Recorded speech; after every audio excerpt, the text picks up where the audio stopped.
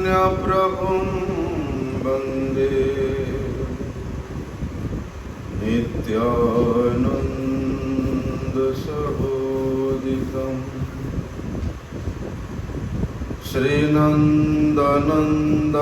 वन्दे राधिका चरणद्वयं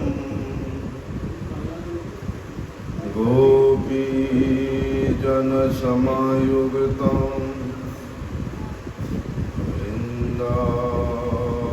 वृन्दावनमनोहरम्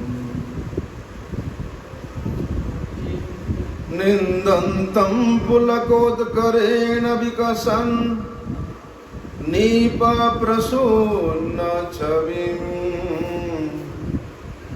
प्रोद्वीकृत्य भुजद्वयं हरिहरिरिति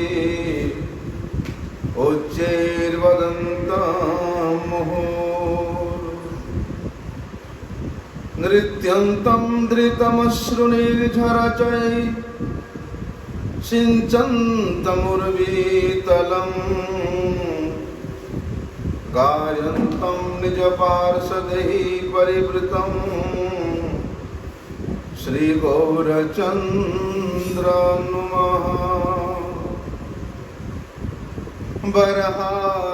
बर्हापीडाभिरामं मृगमदतिलकं कुण्डलाक्रान्तगण्डम्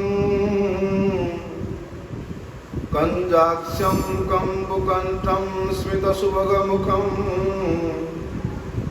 स्वाधरे न्यस्तवेणुं श्यामं शान्तं त्रिभङ्गं रविकरवसनं भूषितं वैजयन्त्या वन्दे वृन्दावनस्थं जुवति शतवृतम्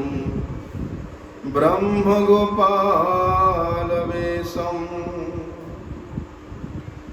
श्यामं घोरजनाभं स्फुरदसितपटं प्राप्तिरम्यावगुण्ठां रम्यां धन्यस्व वेणुशुचिकुरनिकरा लम्बपादां किशोरीम् तर्जन्यकुष्ठयुक्तं हरिमुखकुहरे युञ्जतीं नागवल्ली पर्णकर्णायताक्षीं त्रिभुवनमधुरां राधिकां भावयामि वन्दे नन्दव्रजस्त्रीणां पादरेणुमवीक्ष्णसा यासां हरिर्कथोद्गीतं पुनाति भुवनत्रयं रासाभिलाषवसतिश्च वृन्दावने त्वधिसाङ्घ्रिसरोजसेवा लभ्या च पुंसां कृपया तवैव वृन्दे नमस्ते चरणारविन्दम्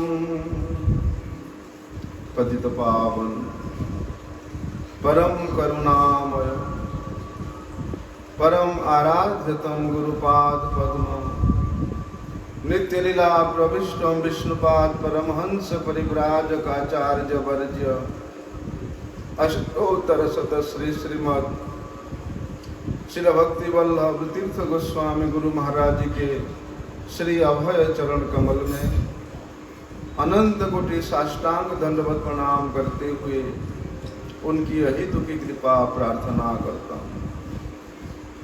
परमाराध्यतम शिक्षा गुरुपाद पद्म नित्यलीला प्रविष्ट विष्णुपाद परमहंस शिला भक्ति विज्ञान भारती गोस्वामी महाराज के चरण कमल में अनंत कोटि साष्टांग दंडवत प्रणाम करते हुए उनकी अहितु की कृपा प्रार्थना करता हूँ।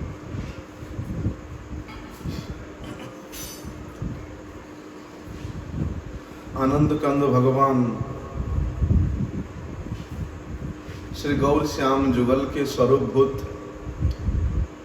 ये मधुर लीलास्थली चिन्मय धाम स्वरूप श्री वृंदावन के असीम अनुकंपा से भगवान श्री गौरांग महाप्रभु जी के परम प्रिय पार्षद श्री प्रबोधानंद सरस्वती पाद जी के विरचित श्री वृंदावन महिमामृत के माध्यम से वृंदावन धाम के मधुराति मधुर लीला समन्वित इसकी महिमा को श्रवण करने का परम सौभाग्य प्राप्त हो रहा है। जिस प्रकार शास्त्र वर्णित है, वे कविता चाहे कितने सुंदर रूप से सजाया हो, उसमें व्याकरण, छंद, संधि, अलंकार से संयुक्त ही क्यों ना हो, यदि वे कविता में कविता को अति सुंदर बनाने वाला भगवान के मधुर नाम का, मधुर गुण का कीर्तन ना हो, वे कविता वास्तव में किसी विशेष विद्वान व्यक्ति का, किसी विशेष साधु व्यक्ति का आदरणीय नहीं होता है। तद्वाग विसर्गो जनताग विप्लवो यस्मिन् प्रति श्लोकम अवहद्यवत्यपि नामानि अनन्तस्य यशो अंकितानि यत् शृण्वन्ति गायन्ति गुणन्ति साधवः। परंतु वे कविता जो कि नूतन काव्य रचना शैली से समन्वित होने हुआ है और व्यभिचारित रूप से वहाँ पर भगवान के नाम का, भगवान के गुण का, भगवान के लीला के चरित्रों का विशेष रूप से वर्णन है, तो वे काव्य ग्रंथ विशेष रूप से उन साधु जनों के द्वारा आदरणीय होने के कारण ये नित्य स्मरण करने योग्य है, नित्य कीर्तन करने योग्य है और नित्य चिंतन करने योग्य है। इसी प्रकार ये वृंदावन धाम के प्रत्येक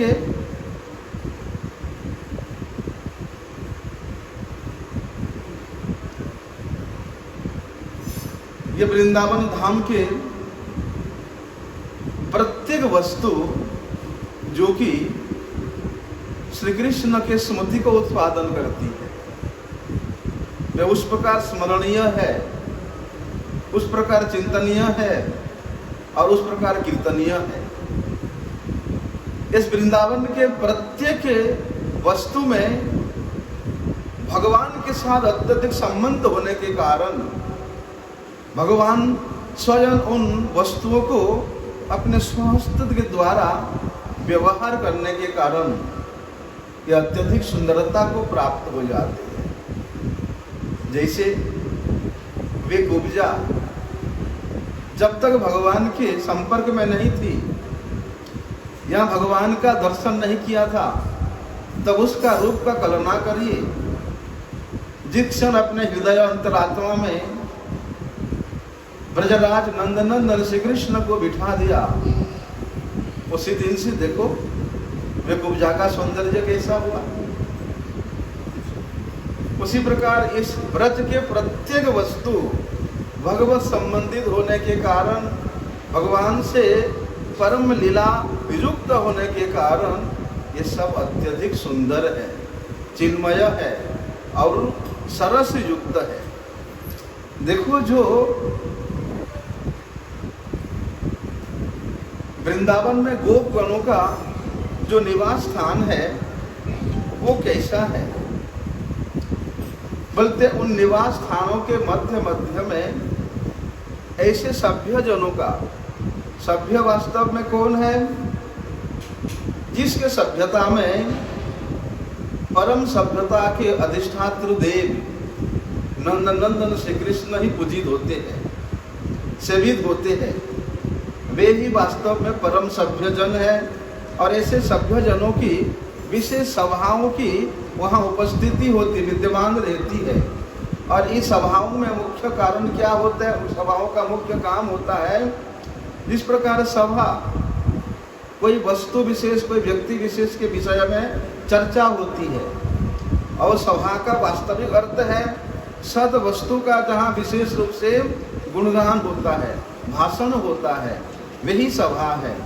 तो ऐसे सभ्य जनों के द्वारा उस गोलोक वृंदावन स्थित गोप गणों के निवास स्थान के मध्य मध्य में सभाओं का आयोजन होता है। और उन सभाओं में क्या होता है, बोलते अनेक विचित्रताओं से संपन्न भगवान की लीलाओं का वहाँ कीर्तन होता है, गुणगान होता है। और बोलते इस वृंदावन के प्रत्येक पुरद्वार में, प्रत्येक नगर में, प्रत्येक गलियों में इन ब्रजवासियों का यही काम है कि वे एकत्रित होकर के क्या करेंगे, कृष्ण और बलराम के लीलाओं का, उनके जन्म लीला का, उनके गोचारण लीला का, उनके बाल्य लीला का, उनके वात्सल्य लीलाओं का, माधुर्य लीलाओं का वे नित्य निरंतर चिंतन करते रहते, कीर्तन करते रहते हैं।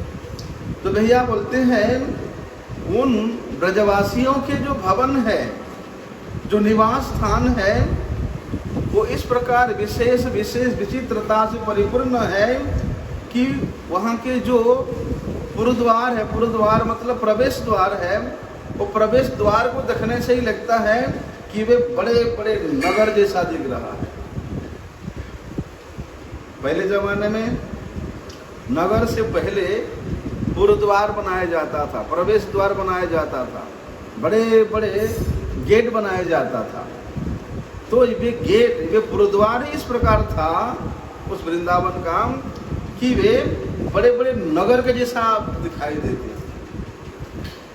और कहते हैं वे वृंदावन के जितने भी मार्ग है, जितने भी गलियां हैं, वो किस प्रकार है, बोलते पद्म केसर के द्वारा सिंचित सुगंध से ये सुगंधित है। अर्थात वृंदावन के उस पुरद्वार में प्रवेश करने मात्र से ही पद्म केसर के सुगंध आपके नासिका में प्रवेश करेगा। और जिसका वे अनुभव हुआ, वे केसर युक्त सुगंध, वे फिर उस पुरद्वार से बाहर आने के लिए कभी इच्छा ही नहीं करेगा। जिस प्रकार से सनक सनंदन सनत कुमार वे भ्रमण करते करते वैकुंठ के द्वार पर पहुंचते हैं और वैकुंठ के द्वार के बाहर में ही है, और हठात तत्क्षणात उस अंदर से, पुरद्वार के अंदर से उनको भगवान वैकुंठनाथ के श्री चरणों में अर्पित जो निर्माल्य है, जो तुलसी है, उसका सुगंध आया।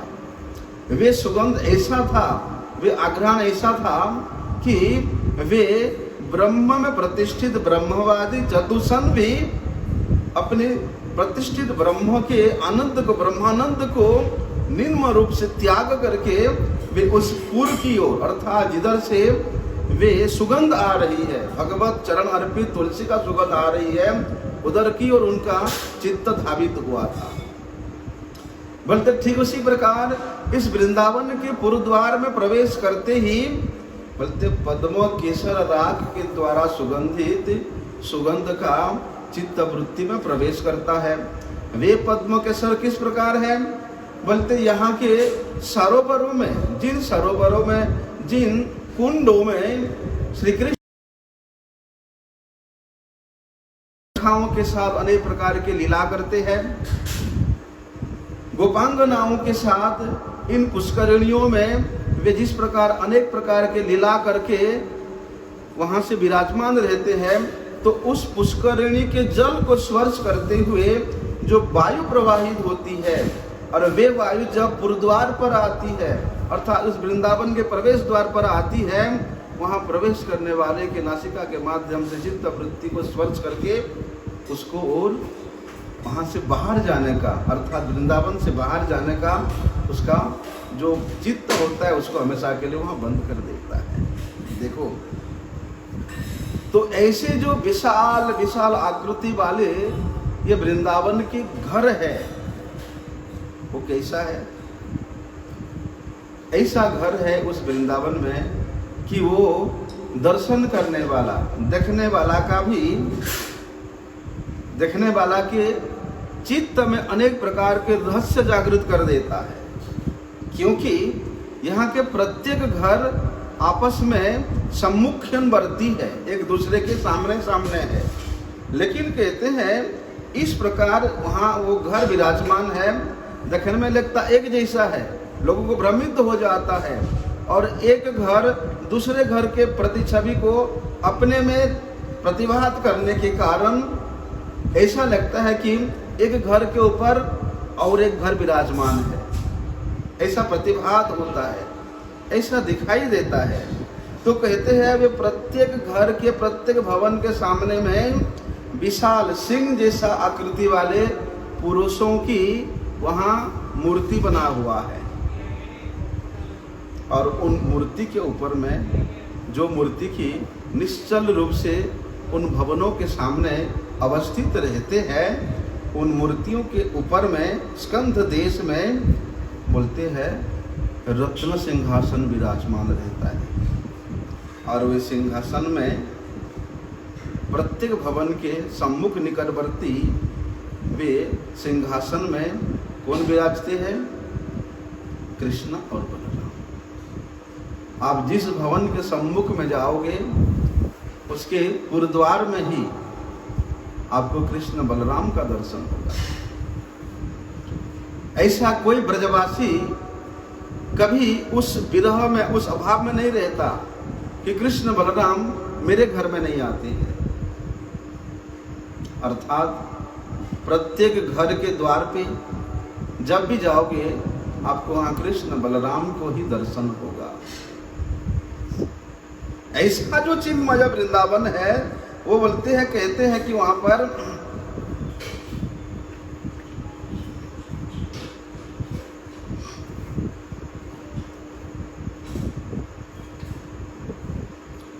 ये जो भवनों का प्रतिबिंब तो होता ही है, लेकिन वहां रहने वाले जितने ब्रजवासी जन हैं उनका भी प्रतिबिंब एक दूसरे में दिखाई देता है। ना केवल उनका प्रतिबिंब, इनके मुख से निकला हुआ जो शब्द है उसका भी प्रतिबिंब मूर्तिमंत होकर के दिखाई देता है। रूप का तो प्रतिबिंब है, बल्कि इन ब्रजवासियों का शब्द का भी प्रतिबिंब है। मानो एक प्रतिबिंब रूपी शब्द जब श्री कृष्ण के गुणगान कर रही है, बल्कि वही प्रतिबिंब ही उसको श्री कृष्ण का गुणगान श्रवण करा रही है। व्यक्ति एक है, लेकिन देखने में लगता है कि सामने वाला भी बिल्कुल उसके जैसा ही है और उसके जैसे शब्द का भी उच्चारण कर रहा है। ऐसा परम रहस्य से युक्त ये वृंदावन धाम है। और कहते हैं भैया, यदि आप उस भवन के सम्मुख में स्थित होकर के कृष्ण कृष्ण राम राम इति शब्द उच्चारते, यदि आप इस भवन के सामने कृष्ण कृष्ण बलराम बलराम बोल के उच्चारित करोगे तो सामने वाले भवन से वो आपको जवाब देगा, हाँ हाँ कृष्ण कृष्ण राम राम इधर ही है। जिस प्रकार लगता है कि अलग अलग है, लेकिन अलग नहीं है, एक ही है। क्योंकि ये जो ध्वनि रूपी काव्य होता है, ये ध्वनि रूपी प्रतिध्वनि होता है जो श्रवणकारी के हृदय में परम रहस्य को जागृत करा देती है। और आज भी जो निश्चल निशांत महात्मा गण है वे ध्वनि को श्रवण करते हैं, आज भी श्रवण करते हैं महात्मा जन निश्चय रूप से। क्योंकि महात्मा गणों का ही यही उद्देश्य होता है। जो गुणी जन है, गुणी जनों के गुण को वे अपने आप ले लेते हैं। ये सर्वशास्त्र प्रसिद्ध ख्याति है। सारम सारम समुद्रितम, सब जगह से सार सार वस्तु को संग्रह करके वे अपने हृदय में विराजमान करा देते हैं। और इस वृंदावन का सबसे सार वस्तु क्या है? ये ध्वनि है। कैसा ध्वनि? बोलते श्री कृष्ण कृष्ण राम राम इति उच्चारयति, प्रत्येक ब्रजवासियों के मुख से कृष्ण और राम अर्थात बलराम का ही गुणगान हो रहा है, उनका नामों का उच्चारण हो रहा है। गली में चलते फिरते आपको और कुछ सुनाई नहीं देगा, प्रत्येक ब्रजवासी जनों के मुख से कृष्ण बलराम के ही गुणगान होता रहता है। तो कहते हैं भैया जो निर्मल अंतःकरण वाले महात्मा जन है, आज भी यहाँ के लता पता में, यहाँ के प्रत्येक स्थावर जंगम में, यहाँ के जीव जंतुओं में उनको अन्यत्र और कुछ सुनाई देता ही नहीं है, केवल श्री कृष्ण और बलराम के गुणगान ही सुनाई देता है। मधुर रसाश्रित निर्मल चित्त महात्मा गण मधुर रस के आस्पद स्वरूप श्री जुगल किशोर जी के नामों का श्रवण सुनाई देता है आज। इसीलिए कहते हैं जिस प्रकार दर्पण अर्थात शीशा निर्मल होता है तो उसमें सामने वाला का छवि प्रतिफलित होता है, ठीक उसी प्रकार निर्मल चित्त निर्मल शुद्ध अंतःकरण वाले महात्मा के हृदय में ये वृंदावन का जो वास्तविक स्वरूप है, वास्तविक यहाँ की लीला स्थलियाँ है, विस्फूर्ति प्राप्त होता है, प्रतिभात होता है, प्रतिबिंब स्वरूप वहाँ स्पष्ट रूप से नजर आता है। इसलिए वे महात्मा जन ही इस वृंदावन के स्वरूप को अच्छी तरह से जानते हैं, अनुभव करते हैं, और ऐसे जो महात्मा गण है वास्तव में वे ही ब्रजवासी जन है। ऐसे ब्रजवासियों के चरणों में जब तक अपने आप को लौटा नहीं दोगे, बेच नहीं दोगे, तब तक वृंदावन के महिमा को अनुभूति संपन्न नहीं कर पाओगे। इसलिए कहते हैं, देखो वहाँ पर वर्णन है,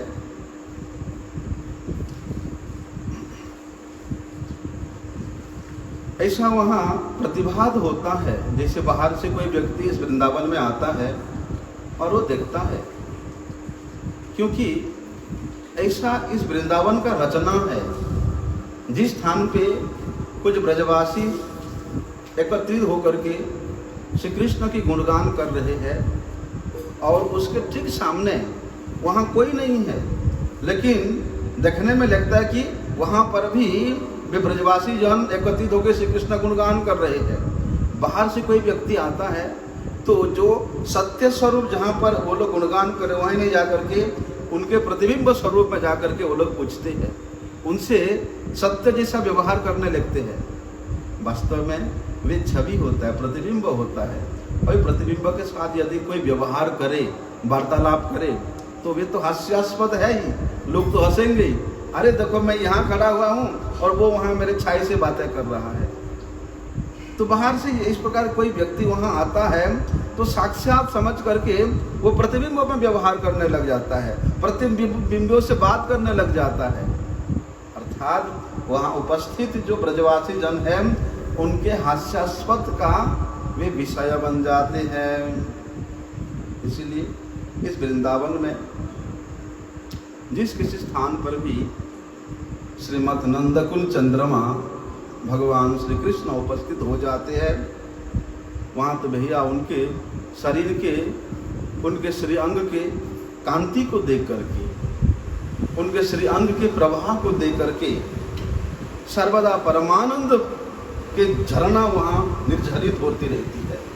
और जहाँ साक्षात रूप से वे प्रकट हो जाते हैं वहाँ तो भैया सुख की सिंधु उमड़ पड़ती है। इसलिए कहते हैं जब ये श्रीमद नंदकुल चंद्रमा नंदन श्री कृष्ण स्वयं अपने दर्शन रूपी सुधा से दर्शक जनों के आँखों को तृप्त करते हैं, जो आँखें कितने समय से चकोर के रूप में अपेक्षारत है, हठात उनके आँखों के सामने वे चंद्रमा सदृश श्री कृष्ण प्रकट होकर के उनके सभी इच्छा को प्रतिपूर्ति कर देते हैं। क्यों होगा नहीं, उत्सव स्वरूप हो जाता है। इस वृंदावन में प्रत्येक क्षण उत्सव ही होता रहता है। उत्सव स्वरूप भगवान श्री कृष्ण है। वे महोत्सव स्वरूप कृष्ण जहाँ प्रकट हो जाते हैं वहाँ तो नित्य निरंतर उत्सव ही है। और गोलोक का महोत्सव, वृंदावन का महोत्सव क्या है? हरिनाम संकीर्तन। अर्थात इस प्रकार राम और कृष्ण के गुणगान के उत्सव महोत्सव के द्वारा ये ब्रजवासी जन नित्य निरंतर परमानंद की सुधा सिंधु में गोता लगाते रहते हैं। ऐसे जो सभ्य जनों के सभा है, एक दो सभा नहीं है, अद्भुत सभाएं हैं। अलग अलग जगह में ब्रजवासी जन एकत्रित होकर के वे सभ्यता के संपन्न सद्गुणावली से युक्त भगवान, सत्यनिष्ठ भगवान का गुणगान करते हैं। तो ऐसे बहुत से सभा श्रेणी के द्वारा परिवेष्टित होकर के श्री नंद महाराज जी का अंतःपुर विराजमान है। और कहते हैं ये जो नंद महाराज का अंतःपुर है, ये सभी जनों के चित्त को भरने वाला है, सभी जनों के चित्त को ये आकर्षण करने वाला है। तो वहाँ पर श्री कृष्ण के माता पिता जो आत्मीय जन है, वे ही उस अंतःपुर में श्री कृष्ण के साथ निवास करते हैं। और कहते हैं वे जो सभाएं होती रहती है उन अंतःपुर के चारों ओर में, वे कहते हैं कि इस प्रकार का सभा है। देखने में लगता है कि एक जगह में सभा हो रहा है, एक जगह में गुण कीर्तन हो रहा है, लेकिन वास्तव में एक जगह में नहीं, वो असंख्य जगह में, लाखों जगह में उस प्रकार के होता रहता है। क्योंकि वे अंतःपुर भी एक नहीं है, लाखों अंतःपुर दिखती है वहां पर। क्यों पता नहीं दिखेगा? ऐसा विचित्रता उत्पन्न कर देती है कि नंद महाराज के अंतःपुर कि इस अंतःपुर में महान महान प्रांगण है। प्रांगण मतलब बारंडा है, और वो प्रांगण के चारों ओर अंतरंग कक्षाएं हैं, अंतरंग भवन है, अंतरंग गृह समूह विद्यमान है। और बोलते हैं इन सब अंतरंग भवनों में सबके अपेक्षा मंगल प्रदान करने वाली ब्रजराज के प्रेयसी ब्रजराज रानी श्री यशोदा देवी वहाँ अवस्थान करती है, यशोदा देवी अवस्थान करती। और कहते हैं वे जो आंगन है, महाप्रांगण है, उसके उत्तर दिशा में जो भवन है, वहाँ पर आनंद किरण को अंकुरित करने वाली या अभिनव आनंद के द्वारा दूसरों को रमाने वाली राम रमन माता रोहिणी देवी वहाँ विराजमान है। पूर्व दिशा में नंदराय जी के प्रेयसी श्री यशोदा जी, और ठीक उसके उत्तर दिशा में आनंद किरण अंकुरन करने वाली बलराम जी के माता रोहिणी देवी विराजमान रहती है। और बोलते हैं उसके पूर्व दिशा में ब्रजराज स्वयंनंद महाराज के विद्यमान होने का स्थान है। और दक्षिण दिशा में जितने भी भवन है, वहाँ इनके जितने भी आत्मीय स्वजन आते हैं, उनके सम्मान के लिए, उनके भोजन के लिए, उनके व्यवस्था के लिए वहाँ बहुत से भवन निर्मित हुआ है। ऐसा नंद महाराज के अंतःपुर का वर्णन है। कहते हैं ये जो नंद महाराज का अंतःपुर है, ये अनेक विभागों के द्वारा युक्त है।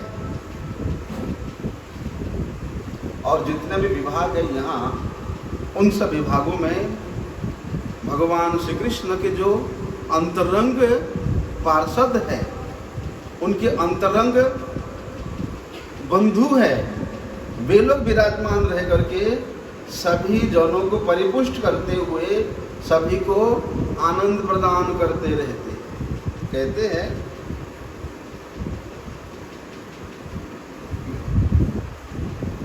ये ब्रजराज ब्रजेश्वरी नंदरानी जी जहाँ विराजती है, वो स्थान बड़े ही निराला है, जहाँ पर श्री कृष्ण का भवन है, उस कृष्ण भवन के अंदर से ही नंदरानी के भवन की ओर रास्ता है, क्योंकि नंदरानी वे सोती नहीं है अपने भवन में, अपने लाला को संपूर्ण रात्रि निहारती रहती है, लाला की सेवा के लिए प्रयत्न करती रहती है। इसलिए लाला के भवन के अंदर से ही ब्रजेश्वरी नंदरानी के भवन को रास्ता गई है। और उत्तर दिशा में रामघाट में क्रीड़ा करने वाले स्वयं बलराम जी विराजमान रहते हैं। पूर्व में यशोदा माता और उत्तर में बलराम जी। ऐसा, और ठीक यशोदा माता के भवन और बलराम जी के भवन ये दोनों के मध्य में ये गोवर्धन पर्वत को आनंद प्रदान करने वाले श्रीमान नंदन वहाँ अध्यक्ष रूप से विराजमान रहते हैं, कहते हैं। और प्रत्येक दिन, प्रत्येक क्षण, प्रत्येक मुहूर्त विरह से रहित रहस्यमय क्रीड़ाओं से अपने हृदय को आप्लावित करने वाली ब्रजांगनाएं,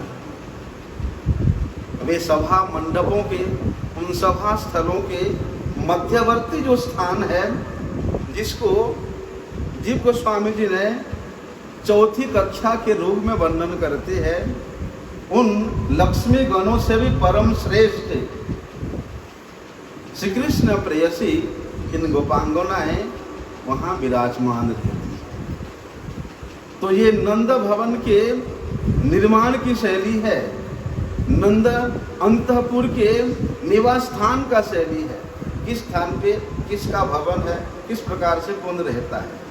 तो कहते हैं ये जो गोपियों का भवन है, इसका नाम है, एक भवन का नाम राम है, एक भवन का नाम कृष्ण है। तो जो राम नाम वाले भवन है, वहाँ पर साक्षात बलराम जी अपनी प्रेयसियों को लेकर के विराजमान रहते हैं। और कृष्ण नाम वाले जो भवन है, वहाँ कृष्ण प्रेयसीगण विराजमान रहते हैं। और बोलते ये जो दोनों भवन है, दोनों कक्षाएं हैं, ये इस प्रकार शिल्प कला से संयुक्त है कि वे सखियां नित्य निरंतर कृष्ण लीला के आवेश में आवेशित होकर के वे वहाँ शिल्पकला रचती रहती है। उन गोपांगनाओं के भवन में जाने से पता चलता है कि श्री कृष्ण का ऐसी कौन सी लीला का चित्रण यहाँ नहीं हुआ है, अर्थात सभी प्रकार के सुमधुर लीलाओं का चित्रण अनेक प्रकार के शिल्पकला के द्वारा वे गोपांगनाएं नित्य निरंतर अंकित करती रहती है। और इतना ही नहीं, वे सभी गोपांगनाएं अपनी अपनी यूथों को लेकर के, अपनी अपनी मंडली को लेकर के परम आश्चर्य से अनुराग के वशवर्ती होकर के वे उन शिल्प कलाओं का लेखन करते करते उसके महिमा का भी गुणगान करती है। और उन लीलाओं का गुणगान करते करते बोलते हुए परम मधुरिमा के सिंधु में आवेशित होकर के श्री कृष्ण के जैसा लीलाएं करने लगती है, श्री कृष्ण के जैसा वेशभूषा धारण करने लगती है। श्री कृष्ण के आवेश में आवेशित होकर के वे वहाँ विरह रहित, अर्थात एक निमिष के लिए भी विरह का अनुभव नहीं करती है। तो कहते हैं देखो, ये सखियां जब उस भवन में रह करके कृष्ण और बलराम की गुणगान करती है, तो बोलते मधु से भी अधिक मधुर इनके जो अस्पष्ट ध्वनि है, वे वहाँ के वृक्ष लताओं तक पहुँचती है। और इन गोपांगनाओं के उस मधुर ध्वनि संयुक्त कृष्ण गुणगान को श्रवण करके वे वृक्ष लताएं भी आर्द्र हो जाती है, सरस हो जाती है।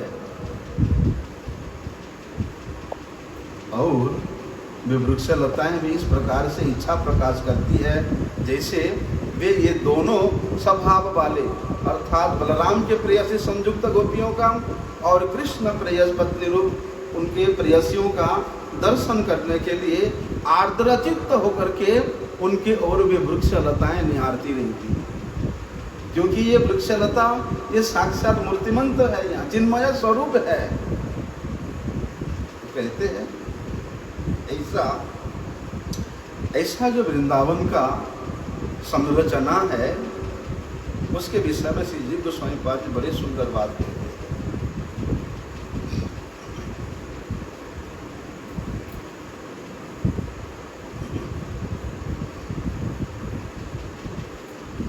जैसे सहस्र पत्र कमलम गोकुलाक्ष महत्पदम तत्कर्णिकारम, उस कमल सदृश, किस प्रकार से कमल, सहस्रों पत्रों से आवेष्टित कमल के मध्य में जो केसर है, वो केसर युक्त स्थान में ये 7 परकोटा विशिष्ट, 7 परकोटा, 7 बाउंड्री विशिष्ट, 7 नगरी विशिष्ट ये जो वृंदावन धाम है, बोलते हैं वे वृंदावन इस प्रकार सुसज्जित है, इस प्रकार अपूर्व चातुर्य से निर्मित है कि देवता लोग उस वृंदावन का दर्शन करके आकर के चक्कर खा के गिर जाते।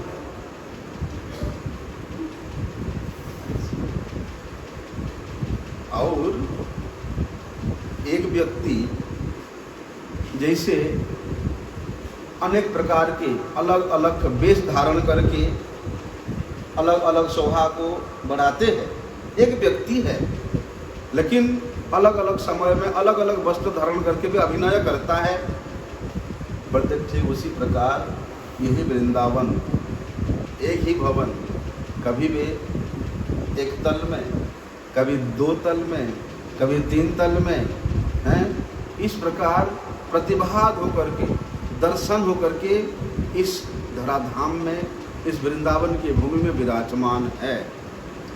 तो गोलोक का भूमि का जो परिमाण है, वृंदावन के भूमि का जो परिमाण है, उसको कभी कोई कल्पना नहीं कर सकता, कोई उसको माप नहीं सकता है।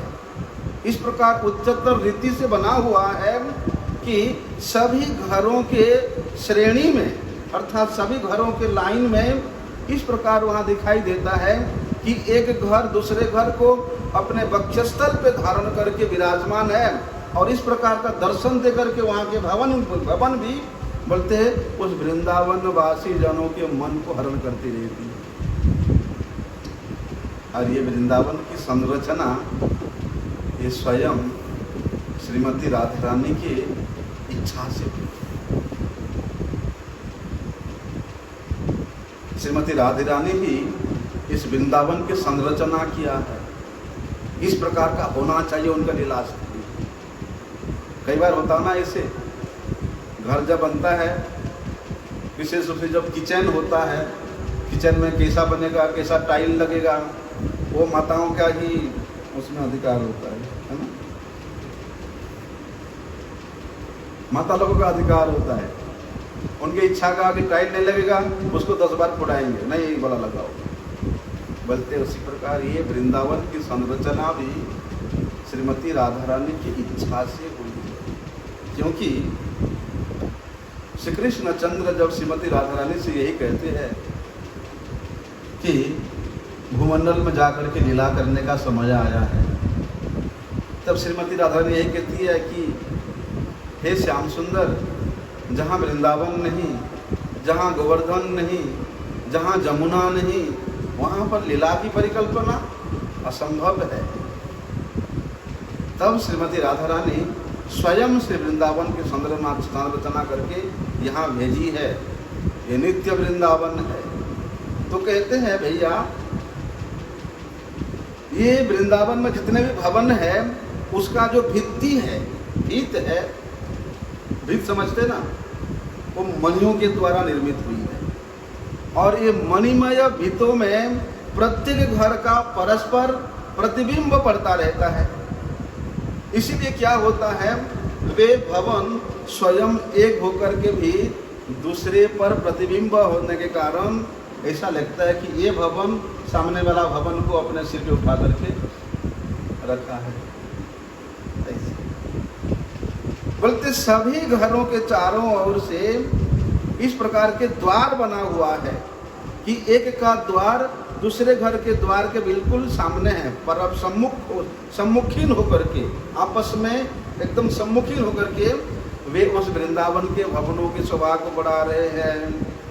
और कहते हैं इस प्रकार आपस में सम्मुखीन होकर के ऐसा लगता है मानो जैसे ये भवन, ये घर भी आपस में वार्तालाप कर रहे हैं। कैसे वार्तालाप कर रहे हैं कि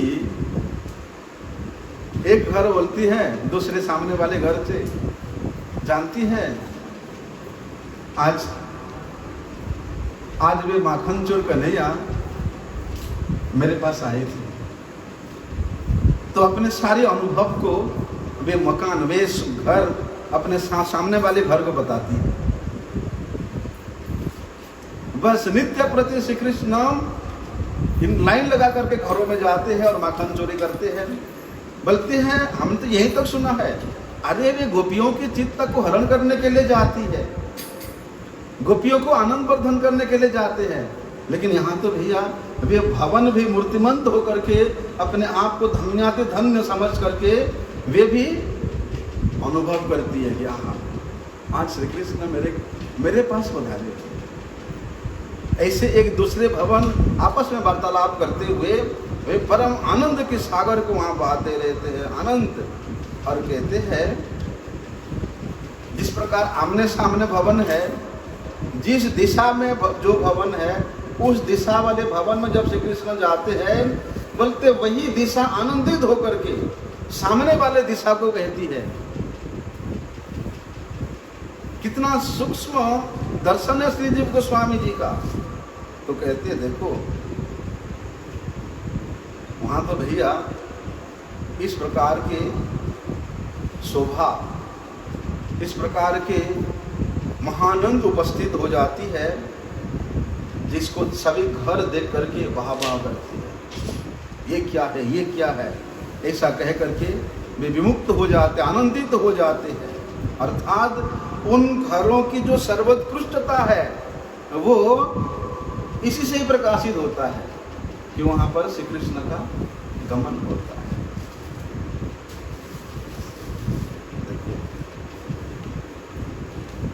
ऐसी जो वृंदावन धाम है, उस वृंदावन धाम के अपूर्व सौंदर्य का वर्णन करते हुए श्री प्रबोधानंद सरस्वती पाद जी कहते हैं, अरे देहे अस्मिन् अति कुत्सिते त्यज वृथा अध्यासं यतः संश्रुतिं घोरेर चिन्तय चिद्घनं निज वपुः सर्वं च वृन्दावने घोराः सन्तु विपत्तिकोटय यह त्वं याहि नो विक्रिया आरब्धक्षयमावसै तदथ तदनाथो सदा खेलय।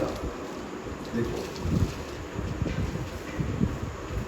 क्या बोलते हैं, देहे अस्मिन् कुत्सिते त्यज वृथा अध्यासम।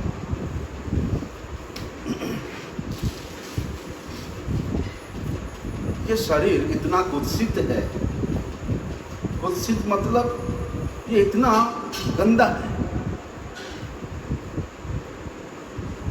तो ऐसे शरीर को लेकर के ये संसार में पड़े पड़े तुम किस चीज का इतना अभिमान कर रहे हो, किस वस्तु का इतना अहमता कर रहे हो, और ममता करने लायक तो कोई शरीर में है ही नहीं।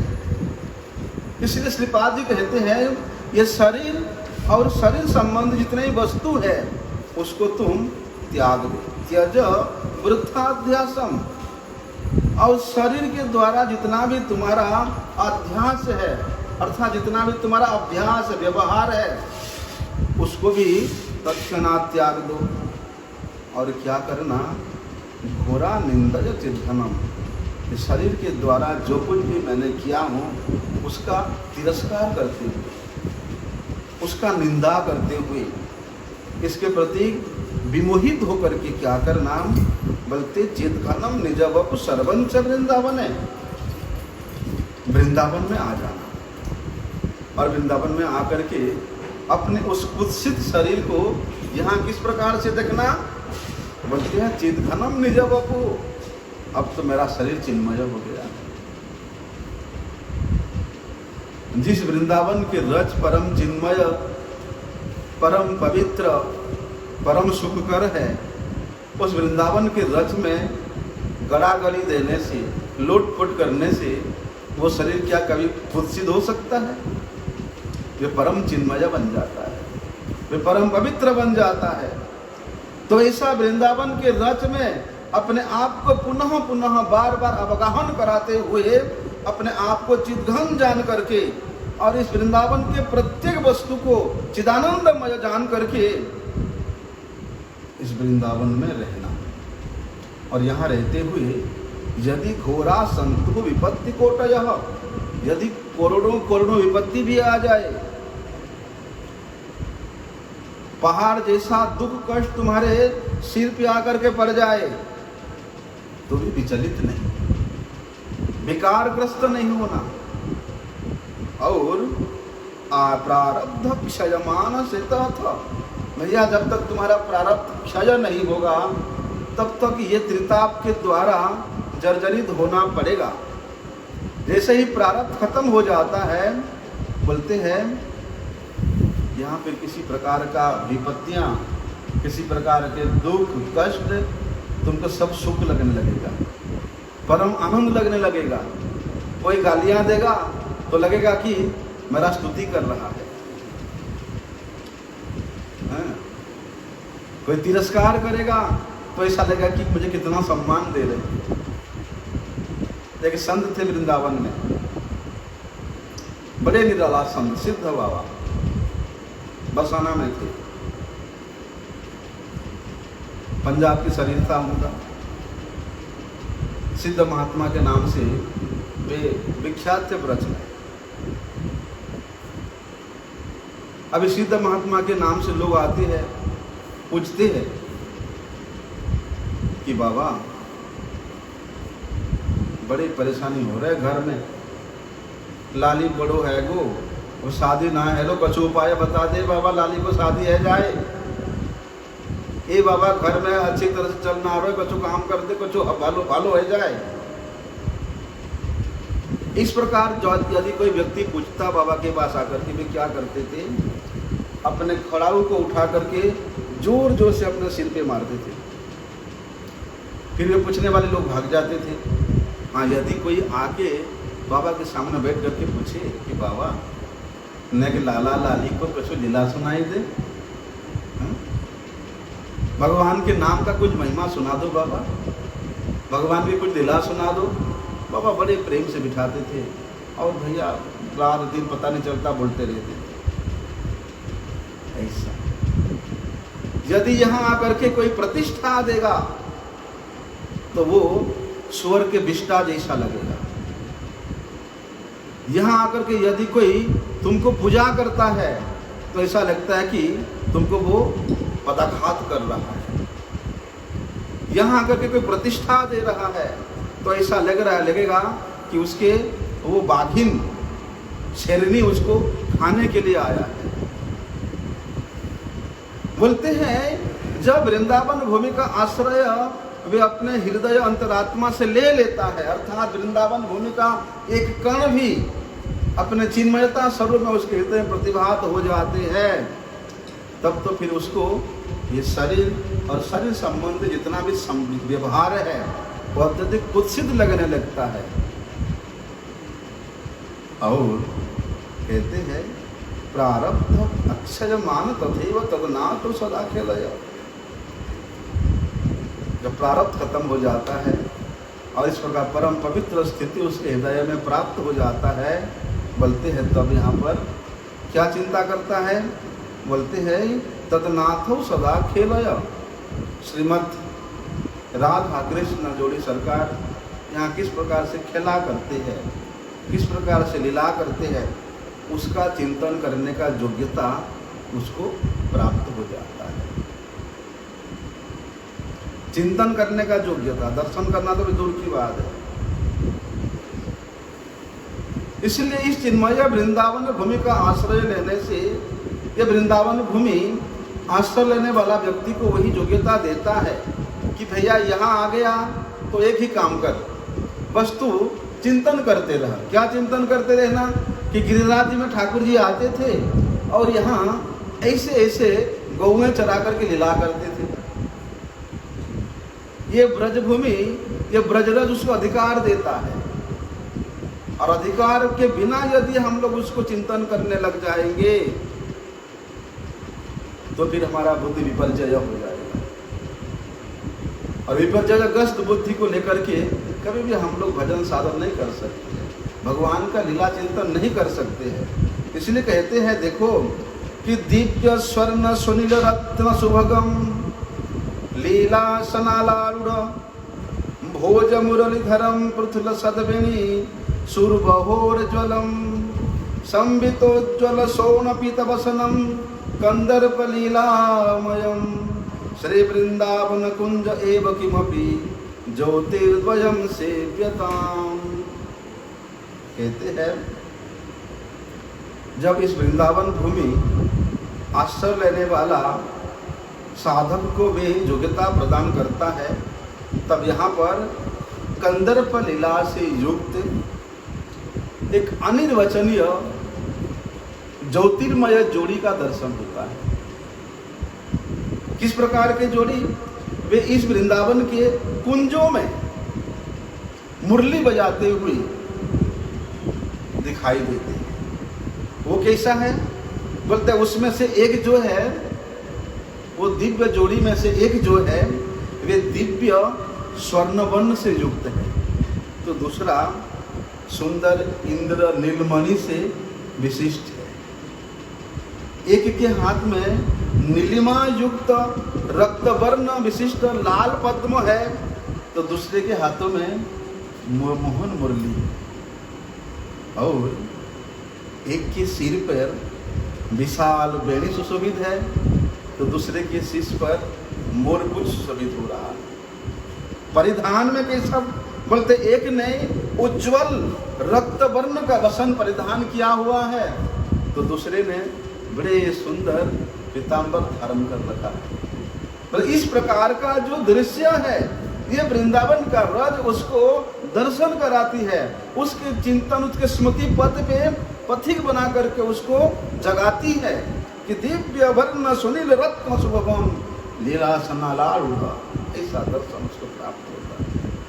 और इस प्रकार का चिंतन करते करते यदि इस वृंदावन में वास हो जाए, इस वृंदावन का आश्रय हो जाए, तब तो भैया फिर जीवन सफल ही है।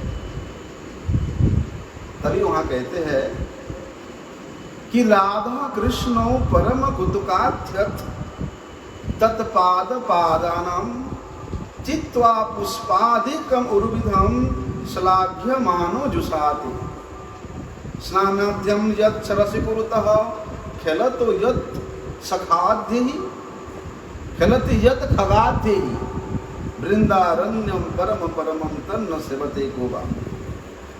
देखो राधा कृष्ण परम कुतूहल बसात, ये वृंदावन में जितना भी आपकी क्या है पुष्पादिकम उर्विधम, पुष्पादि वृक्ष है, ये सारे वृक्ष लता को कौतूहल बस राधा और कृष्ण दोनों ने ही लगाए, दोनों ने उसको सिंचित किया है, दोनों ने ही उसको बड़ा किया है, और अपने आप को इस वृंदावन के वृक्षों के सेवा में राधा कृष्ण जोड़ी नियोजित किया है।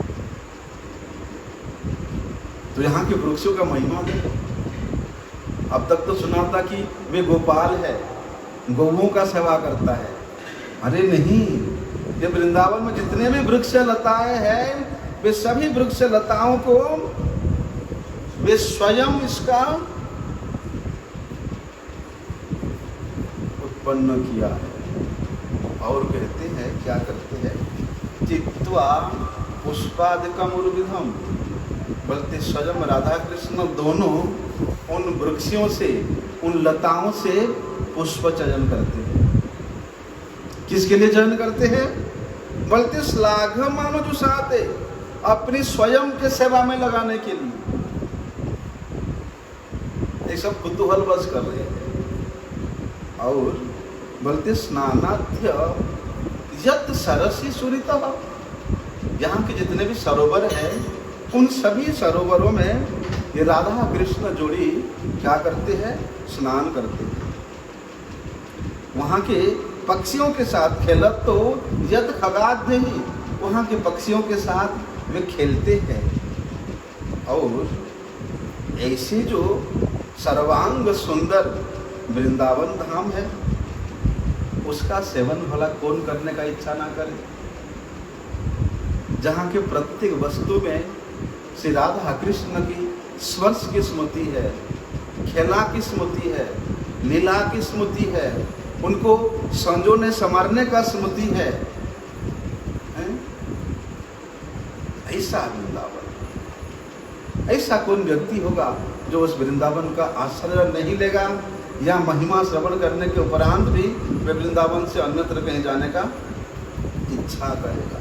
तभी कहते वहां भैया कि आवाल्यप जल सेचनेन वर्णेन आवाल निर्माणतः स्वेन कर पल्लवेन मृदना श्रीराधिका माधवौ तान संवर्ध्य विवाह्य नव्य कुसुमाध्या लोक्य सन्नर्मभिः मोदेते सुलता तरुणः तान वृंदावन यान्तुमः। बचपन से, बाल्यकाल से श्री राधा और कृष्ण क्या करते हैं? बोलते हैं आबाल्यम जलसेचनेन वर्णेन अबाल निर्मामतः। ये वृंदावन के भवनों का जो निर्माण हुआ है, यहाँ के जो बाउंड्री का निर्माण हुआ है, ये भी स्वयं श्री कृष्ण अपने हाथों में किए। कब? बाल्यकाल से। और बोलते हैं उन आलवालों में बीच बीच में वहां पर उन्होंने ऐसे ऐसे कुंजों का, कुंज मतलब जहां पर बड़े सुंदर लताओं से द्वारा आवृत सुगंधित पुष्प से युक्त वन है।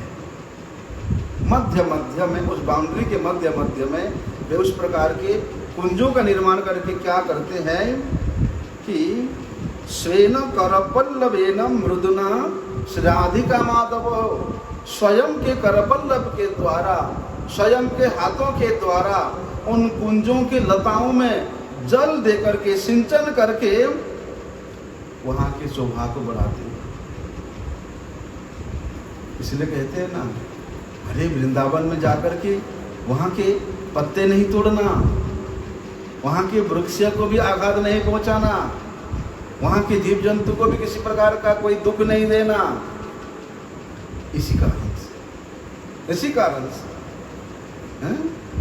वे स्वयं इन लता पताओं को अपने हाथों से यत्नपूर्वक वर्धित करते हैं।